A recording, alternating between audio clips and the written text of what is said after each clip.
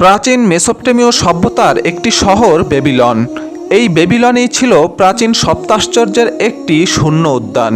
বেবিলনের নাম শোনেনি এমন মানুষ খুব কমই পাওয়া যায়। খ্রিস্টপূর্ব 600 সালে সম্রাট নেবুচাঁদনেজার তার স্ত্রীকে খুশি করার জন্য এই ঝুলন্ত উদ্যানটি তৈরি করেছিলেন। অতীতের বিখ্যাত এই ঝুলন্ত উদ্যানটি বর্তমান যুগের ইরাকে অবস্থিত। প্রিয় দর্শক, আজকের পর্বে আমরা জানব সপ্তাশ্চর্যের অন্যতম বেবিলনের শূন্য উদ্যান বা বেবিলনের ঝুলন্ত উদ্যান সম্পর্কে।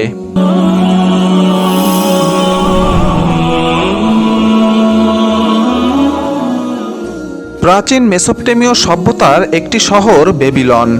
এই শহরের প্রধান আকর্ষণ ঝুলন্ত বাগান বা বেবিলনের শূন্য উদ্যান। খ্রিস্টপূর্ব 600 সালে সম্রাট নেবুচাঁদনেজার তার স্ত্রীর অনুপ্রেরণায় এটি নির্মাণ করেন।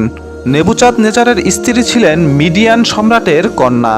মিডিয়ান সম্রাট নিনেভা রাজ্য দখল করতে নেবুচাঁদনেজারকে সহযোগিতা করেছিলেন। তখন মিডিয়ান রাজকন্যা সৌন্দর্যে আকৃষ্ট হয়ে নেবুচাঁদনেজার তাকে বিয়ে করেন। বিয়ের পর সম্রাজ্ঞীর তেমন ভালো লাগতো না, কারণ বেবিলন হলো সমতল ভূমি আর মিডিয়ান ছিল সবুজ পাহাড় পর্বতের দেশ। সম্রাজ্ঞীর মনের কষ্ট বুঝতে পেরে প্রাসাদের উপরই তৈরি করেন একটি সুন্দর পুষ্প বাগান। সম্রাট নেবুচাঁদনেজার উপাসনালয়ের ছাদে নির্মিত স্থাপনাটি ছিল পৃথিবীর সর্ববৃহৎ বাগান। একে ঝুলন্ত উদ্যান বলার কারণ হচ্ছে এর ভিত্তি স্থাপন করার পর মাটি থেকে এর উচ্চতা ছিল প্রায় 80 ফুট।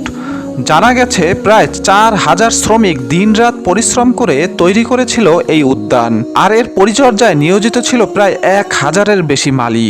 পৌরাণিক গবেষণা থেকে জানা যায় 5 থেকে 6000 প্রজাতির ফুলের চারা রোপণ করা হয়েছিল এই ঝুলন্ত বাগানে। প্রতিদিন 82,000 গ্যালন পানি প্রয়োজন হতো এই বাগানে, যা একটি পাইপের সাহায্যে জলাশয় থেকে তোলা হতো। 514 খ্রিস্টাব্দে পার্শ্ববর্তী পারস্য রাজ্যের সাথে এক ভয়াবহ রক্তক্ষয়ী যুদ্ধে এই সুন্দর উদ্যানটি সম্পূর্ণরূপে ধ্বংস হয়ে যায়। ঝুলন্ত বাগানের নগরীর এই বেবিলনকেই বিশ্ব ঐতিহ্য হিসাবে ঘোষণা করেছে জাতিসংঘের শিক্ষা ও সংস্কৃতি বিষয়ক সংস্থা ইউনেস্কো। পৃথিবীর প্রাচীন সপ্তাশ্চর্যগুলোর মধ্যে এটি একটি। হাম্মুরাবি ও নেবুচাঁদনেজার মতো সফল শাসকদের অধীনে ব্যাবিলন শহর ও ব্যাবিলীয় সভ্যতার সৃষ্টিশীলতার গভীরতা প্রতিনিধিত্ব করে এটি। প্রিয় দর্শক, এমন ঐতিহাসিক ঘটনাবলী জানার জন্য আমার চ্যানেলের অন্যান্য ভিডিওগুলো দেখতে পারেন। এছাড়াও আমাদের ফেসবুক পেজ আশিকস ওয়ার্ল্ড ফলো করতে পারেন। ধন্যবাদ।